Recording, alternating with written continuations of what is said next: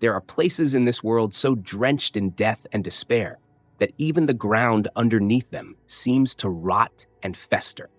And the house I moved into was one of those rare places where evil had sunk deep into the bones of the earth, poisoning the roots of the trees, souring the rain, and cursing every gust of wind that dared to brush against its rotting walls. And when you stood before it, you didn't just see a house. You felt it staring back at you with a hunger older than memory, a hunger that didn't want food or drink, but wanted you, your soul, your screams, your terror, and every broken dream festering inside you. This house didn't creak because it was old. It screamed because it was alive. And every brick, every splinter, every shadow on its walls was a piece of something monstrous and awake, something that knew your name long before you ever set eyes on it. I'm telling you this now, because what happened inside that house wasn't just a haunting. It was a slow, deliberate peeling away of my sanity, my hope, my very humanity. And unless you hear every single horrifying detail of my story, unless you listen until the final word, you might never understand how close you yourself are to falling into the same nightmare. Because the house does not forget those who know its name. It does not forgive those who hear its song, and it does not stop once it has tasted you. So if you value your mind, your life, your very soul, you must listen to the end. Because there are 6 rules you must follow if you ever find yourself trapped in a house like mine. And if you miss even one of them, it won't just be the story that follows you home. It will be something much, much worse. The house stood at the very end of a twisted road that no map acknowledged, shrouded by towering skeletal trees whose dead branches tangled together like the fingers of 1,000 corpses reaching toward the pitiless sky. And the first moment I laid eyes upon it, I felt a crushing weight settle on my chest. A suffocating pressure that warned me that this was not a place where people lived, but where hope went to die. Yet desperation, the cruelest of all masters, drove me forward. For I had nowhere else to go, no future left to claim, only the promise of 4 crumbling walls and a roof that leaked misery into the already drowning world. It was there, by the rusted gate choked with vines like grasping veins, that I met the old woman whose appearance alone could have turned a braver man away. Her skin hung from her bones like wet parchment. Her eyes were milky and unblinking, and her mouth twisted into a grin so brittle it seemed it might snap off her face. And in a voice that rasped like dry leaves scraping across a gravestone, she said, "If you truly intend to live within that house, then there are things you must know. 6 rules, 6 bindings, break even one, and it'll be your screams we hear next."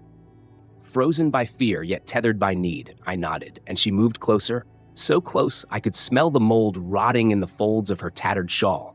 And as she spoke the rules, the darkness around us seemed to thicken, growing heavy and sentient, as if it leaned in to savor every trembling word.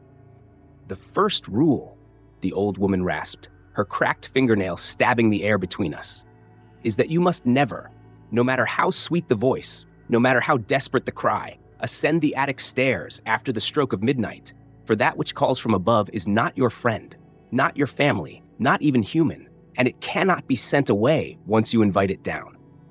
A cold sweat broke out across my back, and the woman pressed a filthy scrap of yellowed paper into my palm, her hand as light and dry as dead leaves. "The second rule," she whispered, her face twitching into something between a snarl and a grimace, "is that when the knocking comes at your bedroom door, and believe me, it will come, you must never ever answer it, no matter if it begs, no matter if it weeps, no matter if it says it's your own mother." The cicadas had fallen silent, and the very air seemed to pulse with dread as she leaned even closer, her foul breath filling my nostrils. "The third rule," she said, voice thin as a razor's edge, "is that you must leave an offering of salt and a drop of your own blood on the kitchen table before the clock strikes 1. Because if the house hungers and finds no gift, it will take a piece of you in your sleep, something you might not even miss at first." A shudder ran through me, and my stomach churned with sickness and terror. But the old woman clutched my arm harder, her nails biting into my skin. "The fourth rule," she said, spitting the words like venom, "is that you must never ever gaze into a mirror after the sky turns black. For the thing staring back at you will not be you, but something wearing your skin, and if you meet its eyes for too long, it will remember you and follow you. Somewhere deep within the house, there came a low, guttural groan, as if the walls themselves were shifting, breathing, awakening, but the woman's grip on me never loosened. "The fifth rule," she gasped, eyes wide and bloodshot, "is that if you hear singing coming from the basement, and it will be sweet and it will be beautiful, you must drown it out however you can, because if you listen too long, it will call you down into the dark and you will never come back." I opened my mouth to speak, to demand answers, but no sound emerged. My throat strangled by a terror so pure it left me gasping. "And the sixth rule," she said, her voice dropping to a hiss barely louder than the death rattle of a dying man. "The last rule you must never forget is that once the clock strikes midnight, you must not, under any circumstances, leave the house until the first pale light of dawn breaks, because if you step outside before then, the house will shut you out, and the things that roam the night will be free to welcome you." With those final words, she let go, so suddenly that I stumbled back against the gate, heart hammering so loud I could barely hear the wind begin to howl through the twisted trees.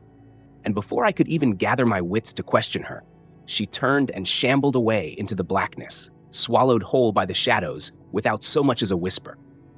I stood there a long while, clutching the crumpled paper in my sweating palm, the 6 horrifying rules burning themselves into my brain, and the house looming before me like a patient predator savoring the moment before the kill, until some wretched, unseen force pushed me forward, through the rusted gate, across the withered grass, to the crooked front door that stood slightly ajar as if inviting me in. And as I reached for the doorknob, feeling the icy chill of it sink deep into my bones, I knew with a certainty more profound than any prayer, that the house was already inside me, worming its way into my blood, and whatever awaited me beyond that threshold would not be satisfied until it had devoured every last piece of who I was. The moment my trembling fingers brushed against the ice-cold doorknob, a shudder that felt less like fear and more like a violation racked through my body, as if unseen claws had already hooked themselves into my spine. And as the door creaked inward with an agonizing groan that sounded almost like a long, drawn-out moan of something ancient and tormented, the stench of mildew, rot, and something far fouler flooded into my lungs. Yet still, driven by the same dreadful compulsion that had dragged me here, I crossed the threshold, and the moment I did, it was as if the house itself exhaled a slow, putrid breath of satisfaction, slamming the door shut behind me with a thundering finality that made the walls shudder and my heart nearly stop.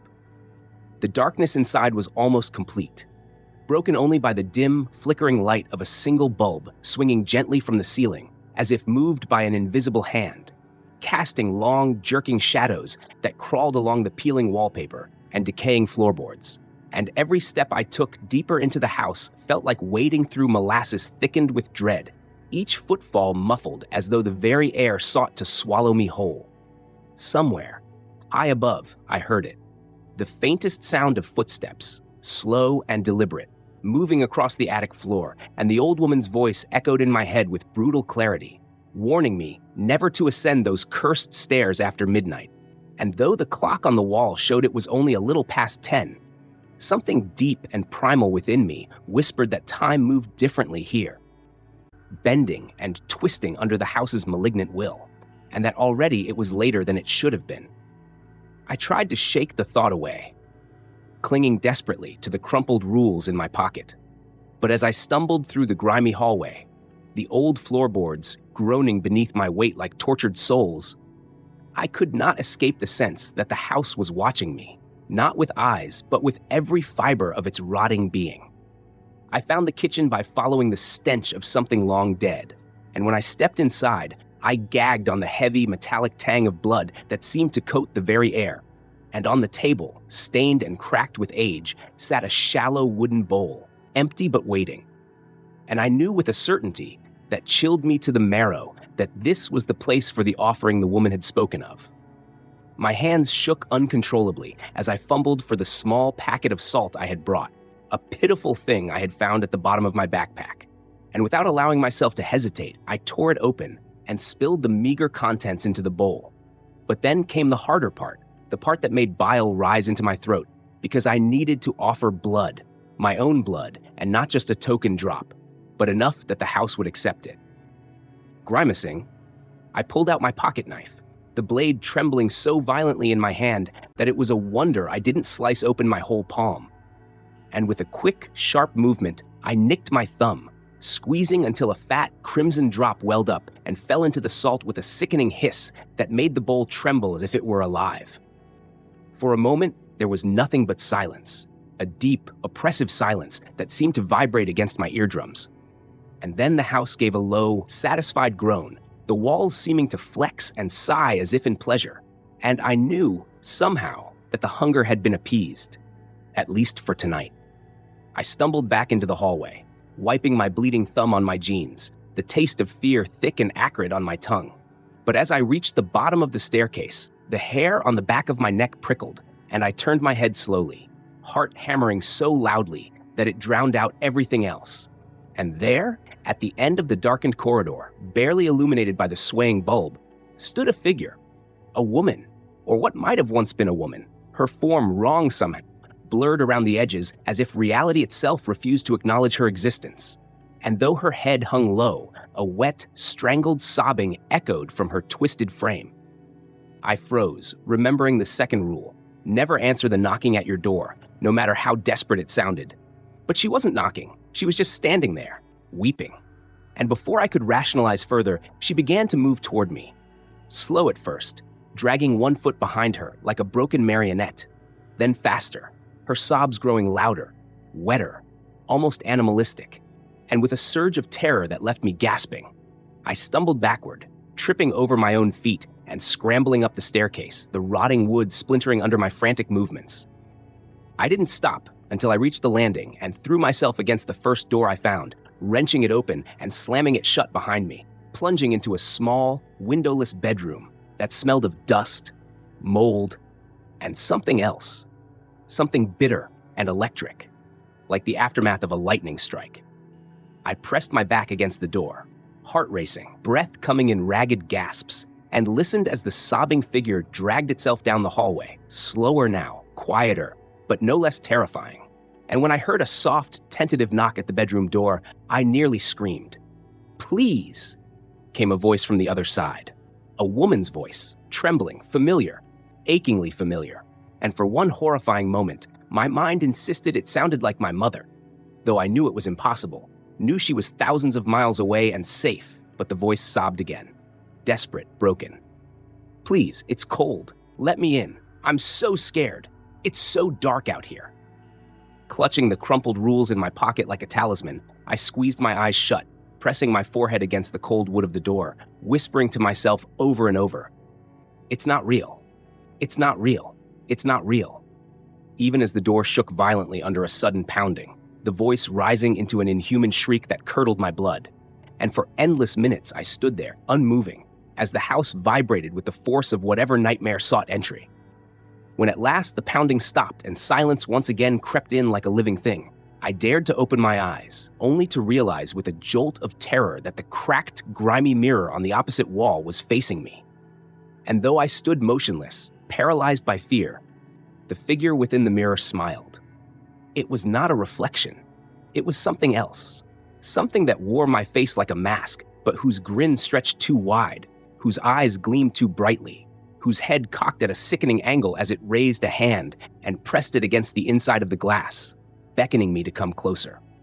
Terror rooted me to the spot, and for a moment I almost obeyed, drawn by a pull so primal and horrifying that it felt less like choice and more like doom. But the fourth rule screamed through my mind: never, ever gaze into a mirror after dark. And with a strangled cry, I tore my eyes away, throwing my jacket over the mirror, blocking out that grinning, leering thing wearing my skin, and collapsed against the far wall, trembling from head to toe. But even with the mirror covered, even with my eyes squeezed shut, I could hear it. The soft, rhythmic tapping of fingers on glass, a slow, patient drumming that promised it wasn't going anywhere. Not tonight. Not ever. I buried my head in my hands, rocking back and forth as the minutes crawled by like broken insects. And somewhere deep within the house, from the direction of the basement, a new sound arose. Faint at first, but growing steadily louder. a lilting, sorrowful song, achingly beautiful, heartbreakingly sweet, and as it wound its way through the rotting walls and up the narrow staircase, a terrible, irresistible urge to follow it seized hold of me, tugging at my mind, my body, my very soul. The song coiled through the rotting beams and cracked plaster like a living thing, sweet and sorrowful and unbearably beautiful. And as it wrapped itself around my mind with soft, invisible hands, I clutched my ears and squeezed my eyes shut, rocking harder against the filthy wall.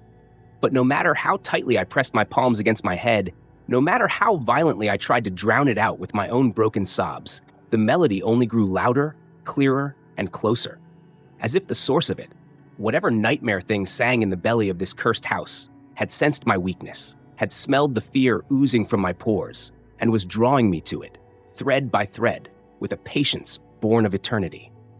I gasped and stumbled to my feet, my legs barely obeying, my body trembling as if I had been drained of every ounce of strength. Yet I knew, with a terrible, desperate clarity, that I could not stay in this room any longer. Not with the mirror tapping behind the covered sheet, not with the song growing sweeter with every heartbeat, curling around my brain like smoke, whispering promises I could not quite understand, but that filled me with a grief so vast and terrible I thought it might shatter me.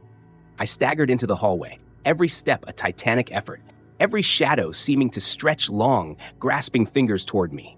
And the house creaked and groaned around me, shifting in ways that defied logic, as though it were breathing, as though it were aware. And worse still, delighted. As I limped down the dark corridor, passing doors that now pulsed with a sickly yellow light spilling out from beneath them, doors that rattled on their hinges as if begging to be opened. I remembered with a shudder the old woman's voice warning about the fifth rule. The singing from the basement must be drowned out, must be ignored at all costs. And yet the song was a siren's call, weaving into my blood and bone, making my every nerve ache with longing and sorrow.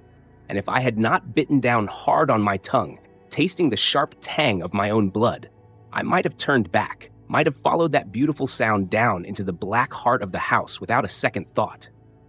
I stumbled into what must once have been the living room, now a yawning space choked with broken furniture and shattered glass, the air thick with dust and something darker, heavier, a coppery smell that clung to the back of my throat.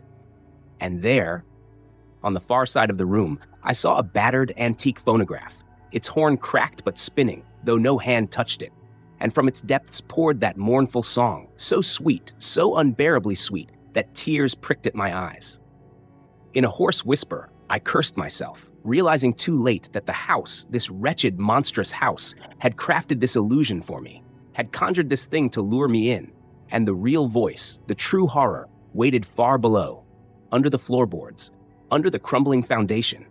And if I let myself listen any longer, it would not matter how strong I thought I was.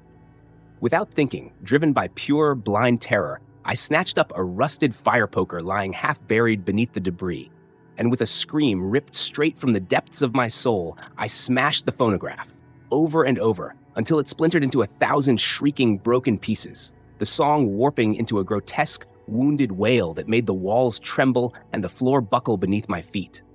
And for a moment, a blessed, fragile moment, silence returned, so profound it rang in my ears. Panting, trembling, bleeding from shallow cuts where shards of metal and wood had torn my hands, I sagged against the wall, but my relief was short-lived, because from the gaping maw of the broken basement door at the far end of the living room, there came a sound, low and thick, like something wet dragging itself across the stone, and the darkness there seemed to pulse and breathe, and within it, twin points of light flared.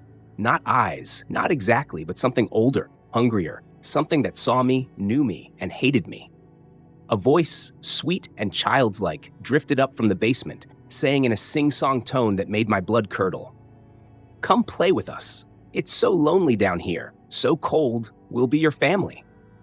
And though every instinct screamed at me to flee, I stood paralyzed, trapped between the thing that had spoken and the certainty that if I turned my back, if I looked away for even a second, it would seize me, pull me down into the dark where no light, no hope could ever reach.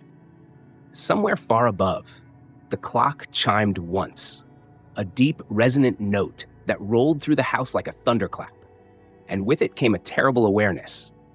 The hour was approaching 1, and though I had left my offering earlier, the house was not yet satisfied, not truly, and my heart sank as I realized that surviving the night would mean enduring countless more horrors, each more insidious than the last.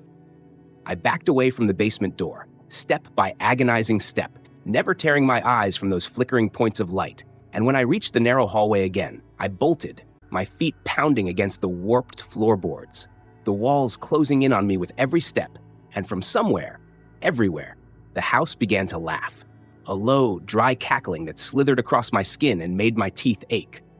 I didn't know where I was running, only that I had to get away from the song, away from the thing in the basement, away from the growing sense that the house itself was beginning to shift its insides around me, turning paths that should have led to safety into looping corridors that doubled back on themselves, doorways that opened onto walls, staircases that ended in blank space. Desperation gnawed at my mind as I stumbled into a narrow passageway lined with decaying portraits, twisted, grotesque versions of family scenes where all the faces were wrong, smeared and bleeding from empty eye sockets, grinning with mouths too wide and teeth too many. One portrait in particular drew my gaze, against my will, a painting so foul it seemed to pulse with a life of its own. A woman holding a child in her arms, but both figures were hideously wrong, their skin pale and stretched thin over elongated limbs, their eyes deep, black voids that seemed to suck all light and hope into them. And worst of all, the child's mouth was open in a gaping, soundless scream that I swore I could feel vibrating against my chest. A sudden, sharp rapping sounded behind me, and I whirled around to see a door, a bedroom door, quivering under the weight of the pounding fists on the other side. And my heart seized in my chest when a familiar voice, my father's voice, called out, "Please, let me in. It's me. It's your dad." But I remembered the rule, the terrible, unbreakable rule, and with tears streaming down my face, I turned my back on it, forcing myself down the hallway even as the door cracked and splintered behind me under the force of the pounding. I didn't know where I was going, only that I had to stay ahead of whatever horrors the house was conjuring next. And just as my legs threatened to give out completely, I found another staircase, not the attic stairs, but a crumbling servant's stairwell leading up into the darkness. And with a strength born of sheer survival instinct, I forced my shaking body upward, every step creaking and protesting under my weight. I knew I couldn't look back, couldn't stop, because somewhere below in the yawning blackness, I could hear it. Footsteps, slow and deliberate, heavier than any human tread, climbing after me with terrible patience, and the house whispered around me, a susurrus of voices not my own, promising, pleading, threatening, all at once. And though exhaustion threatened to drag me down, I knew I had no choice but to climb and climb until either the stairs gave way or the first pale light of dawn burned away this living nightmare. The stairwell groaned under each desperate step I took, the walls squeezing inward so tightly that my shoulders brushed against the rotting wallpaper, the air so thick with dust and rot that every breath felt like inhaling broken glass. And below me, slow and relentless, the heavy footfalls continued to rise, gaining on me, growing louder and heavier, as if whatever was pursuing me cared little for speed, knowing that my strength would falter long before its hunger ever would. The darkness around me was absolute, a suffocating, velvet thing that pressed against my skin and filled my mouth and nose. And even though I strained my eyes until they ached, I could see nothing but an endless blackness that seemed almost alive, shifting and seething at the edges of my vision, whispering to me with 1,000 unseen mouths that promised both salvation and damnation if I would only stop climbing, if I would only turn and face what was coming. My legs burned with exhaustion, my knees buckling dangerously with each agonizing step upward, and somewhere deep inside, a small, traitorous voice, sounding far too much like my own, whispered that it would be so much easier to give in, to let go, to tumble backward into the embrace of whatever horror ascended behind me. But just as my foot slipped on a crumbling stair and I pitched forward, a harsh, rasping voice from above, unmistakably that of the old woman who had warned me at the beginning, cut through the thick gloom, shouting, "Keep climbing, boy! Don't you dare stop! Don't you dare listen! and the sudden surge of adrenaline her words triggered was enough to push me onward, my hands scrabbling against the wall, nails peeling and bleeding as I hauled myself up the narrowing, endless stair. After what felt like an eternity, trapped in that suffocating tunnel of darkness, my groping fingers finally found the edge of a doorway, and with a strength born of sheer terror, I dragged myself through it, collapsing onto a floor so cold and hard that the breath was punched from my lungs, and for a terrible moment, I thought I had gone blind. For the darkness here was even deeper, thicker, almost solid. But then, slowly, a sickly green glow began to seep from the far side of the room, revealing walls that writhed with some kind of mold or fungus that pulsed like a beating heart. And at the center of the room stood a massive mirror, its surface black and oily, its frame of twisted, corroded silver seeming to claw at the air around it like skeletal fingers. I knew, with every fiber of my being, that I must not look into that mirror, that the fourth rule was the only shield I had against whatever fresh nightmare awaited within. But the mirror seemed to hum, to vibrate, drawing my gaze with a gravity as fierce and inexorable as the pull of a black hole. And even as I turned my head and squeezed my eyes shut, I could feel the thing on the other side, pressing against the thin barrier of glass, straining to meet my gaze, to latch onto me and mark me forever.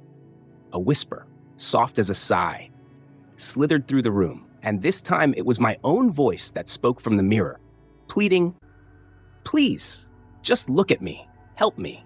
I'm trapped." And though every instinct screamed at me to ignore it, to run, to flee this cursed place, my body betrayed me, my head beginning to turn of its own accord, my eyelids fluttering as the false familiarity of my own voice clawed its way into my mind. With a ragged, broken scream, I hurled myself to the floor, pressing my face against the cold, damp wood, and began crawling blind across the room, desperate to put as much distance between myself and that accursed mirror as possible.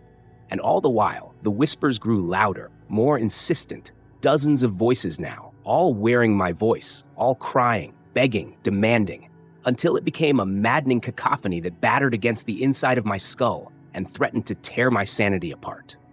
My fumbling hand brushed against a doorway. Real, solid salvation. And without hesitation, I pulled myself through it, slamming the door behind me with a force that rattled the walls. And for a brief, blissful moment, there was silence once more, broken only by the frantic pounding of my heart and the shallow, gasping breaths that tore from my chest. I dared not open my eyes, dared not risk catching even a glimpse of another mirror or window or polished surface, and so I crawled blindly forward through the chill, damp hallway, my hands trailing along the rough, splintered walls for guidance, the floor beneath me slick with something I did not dare identify. Somewhere ahead, I heard the faint ticking of a clock, slow, ponderous, each tick a dull hammer blow against my fraying nerves. And I knew, somehow, that time was slipping away from me, that dawn was still achingly far, and the house was not finished with me. As I crept forward, the scent of salt and blood reached my nose, sharp, metallic, almost comforting in its familiarity, and I realized, with a surge of hollow triumph, that I had somehow found my way back to the kitchen, the table still standing there in the dim light, my earlier offering untouched, but the air around it heavy with hunger, a low, rattling growl rumbling from the shadows that gathered thick around the corners of the room. I scrambled to my feet, my body trembling so violently I could barely stand, and staggered to the table, slashing open a fresh wound across my palm with a jagged shard of broken plate lying nearby, letting the blood drip freely onto the salt, whispering broken prayers under my breath, even as the darkness pressed closer, so close I could feel it brushing against my skin, cold and wet and eager. The house seemed to shudder then, as if in reluctant satisfaction, and for the first time in what felt like centuries, the hunger receded slightly, the air easing just enough for me to breathe without choking, though I knew better than to think I was safe. I was merely bought a little more time, a few more precious minutes to survive until the first rays of dawn pierced the suffocating night. But before I could catch my breath, a soft, lilting hum began to fill the air once more, seeping up through the floorboards from the basement below, and this time it was different, softer, sweeter, almost unbearably beautiful. The kind of song that spoke directly to the deepest, loneliest parts of the soul. promising comfort, promising peace, promising an end to all the terror and pain if only I would just listen, just follow, just let myself go. I clamped my hands over my ears, screaming wordlessly. But it was too late. The song had found me, burrowed into my mind like a parasite, and I could feel my feet beginning to move of their own accord, dragging me inexorably toward the basement door, which now stood wide open, revealing a stairwell that plunged into an abyss of darkness so deep it seemed to swallow the very light. I fought with everything I had left, every scrap of willpower, digging my heels into the floor, tearing at the walls. But it was like trying to hold back the tide with bare hands, and the song grew louder, more insistent, wrapping around my heart, my lungs, my very soul, until I thought I might go mad from the sweetness of it. Just as I reached the edge of the basement stairs, teetering on the brink of surrender, a sharp, violent banging echoed from the front door, and a voice, deep, commanding, and unmistakably real, shouted, "Stay away from the basement! Fight it! Now, damn you!"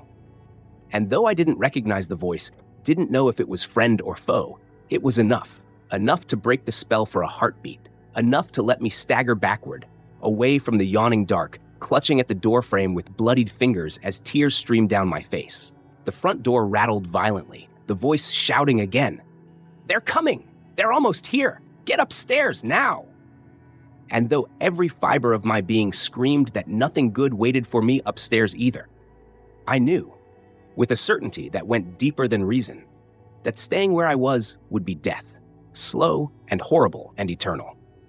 And so, without looking back, without daring to glance once more into that black abyss of the basement, I turned and fled, racing for the staircase leading upward, the air around me thick with whispers and sobs and laughter that scraped against my mind like rusted knives. And as I mounted the first step, the house shuddered again. But this time, it was not in satisfaction. It was in rage.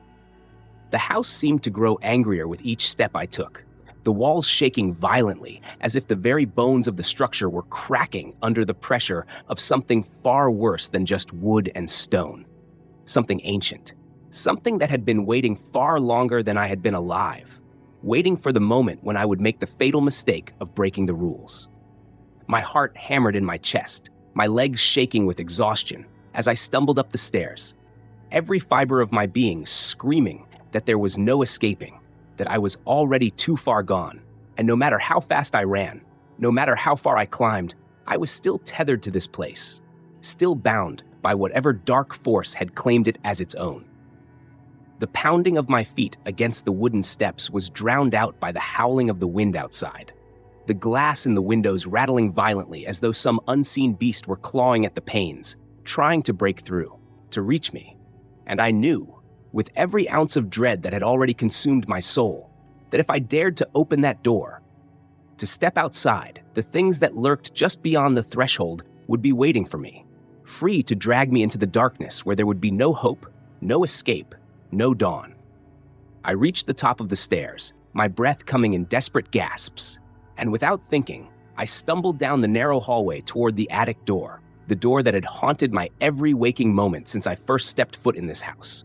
The door that now seemed to pulse with a sickening energy that made the hairs on my neck stand on end. The clock on the wall ticked louder, the seconds stretching into eternity as I hesitated, knowing, feeling deep in my gut, that this was the final moment, the point of no return. The rules had all but shattered by now. The house had claimed its toll, and whatever was left of me, whatever humanity I might still possess, was slipping away with each passing second. And then as I reached out to grip the cold, rusted handle of the attic door, a voice, low and guttural, rattled from behind me, sending a shock of cold terror through my spine. "You're already too late," it rasped, the words sounding like they were being scraped from the throat of a dying animal. And I froze, unable to move, unable to breathe, as I realized that I had no idea where the voice had come from. I hadn't heard any footsteps. There was no one here but me, and yet that voice had come from somewhere, somewhere near, somewhere close, just out of sight, like a predator stalking its prey, waiting for the right moment to strike. I spun around, every muscle in my body coiled with panic, but the hallway was empty, eerily silent, save for the ticking of the clock and the pounding of my heart. Yet I could still feel it, the presence, pressing in on me, wrapping around me like a suffocating fog. And then, just as I was about to turn back to the door, there was a sound from below, faint but unmistakable. The soft, melodic hum of a lullaby, beautiful and haunting, drifting up from the basement once more.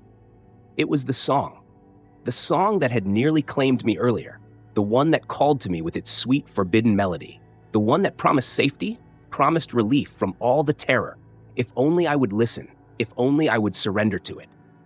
But I remembered the rule, the fifth rule. I remembered the warning that if I listened for too long, if I let the song seep into my soul, it would drag me down into the darkness, and I would never return.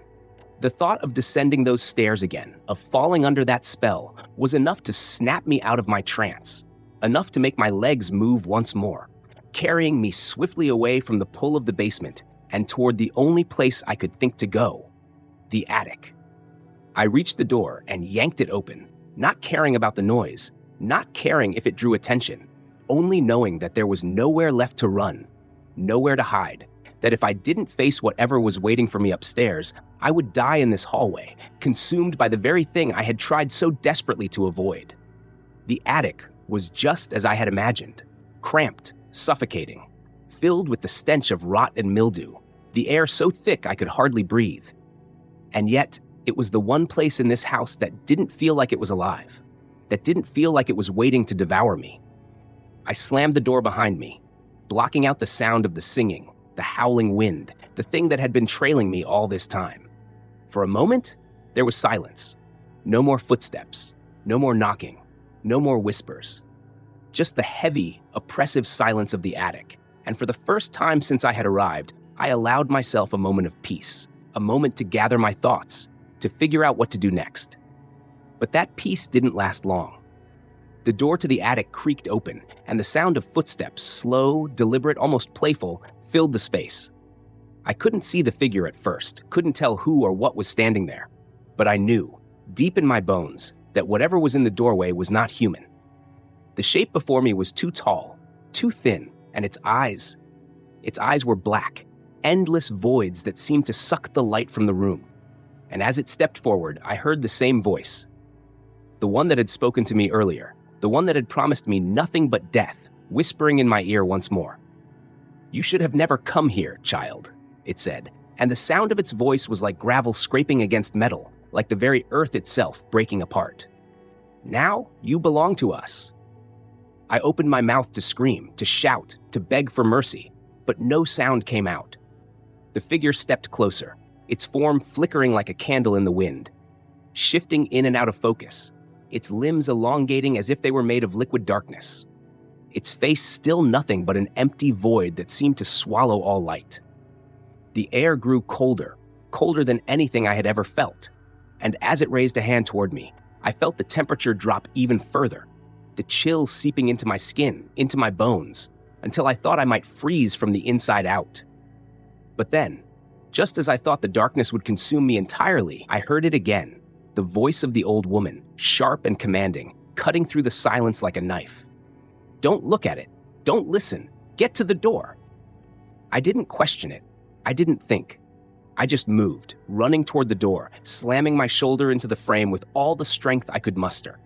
And as the darkness closed in behind me, as the thing reached out to claim me, I managed to force the door open just enough to escape, spilling out onto the stairs, tumbling downward into the safety of the hallway below. I didn't stop. I couldn't stop. The house was closing in on me, its walls shifting, its floors groaning under the weight of something far worse than anything I had ever imagined. And I knew that if I didn't make it out soon, if I didn't reach the front door before it was too late, I would never leave. I reached the door, my hands shaking with terror. And with one final, desperate push, I forced it open, stepping out into the night. But as I looked back, the house seemed to whisper, and I heard the soft, melodic hum of the lullaby once more. It was no longer a song, it was a promise. And the moment the door slammed shut behind me, I felt it. I had escaped, but I could still hear the whispers, the hum, the promise. It would never truly let me go.